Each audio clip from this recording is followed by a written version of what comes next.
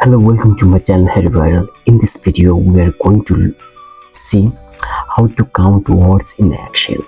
In this Excel file, you can see here, my Excel file is in 3 columns and it's up to row number 113 to 1.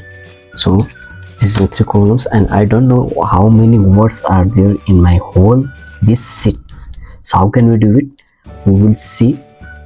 First of all, we'll select the range from which data we are going to see the words and we will be counting that. So first of all, we'll select the range by just going to the pressing the shift key, and I'll go to the C and I'll drag control shift and down.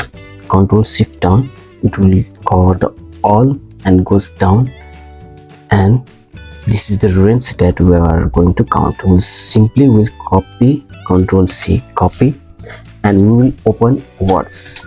I will search word and go to word and open new file, and here I'll just paste it by control plus P, control P, and after control V you will see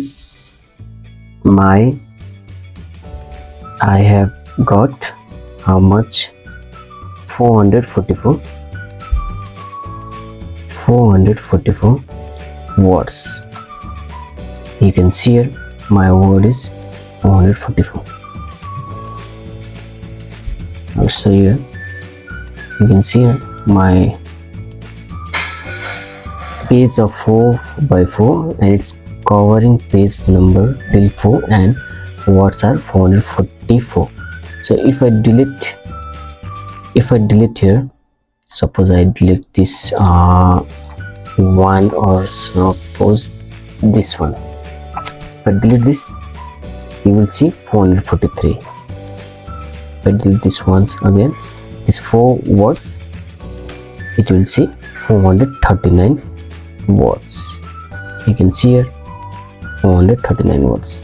So this is the quick way that you can apply that will count the words of whole sheets. So I hope you found this video helpful. Please subscribe to my channel to get more daily updates, and I will see you in the next video.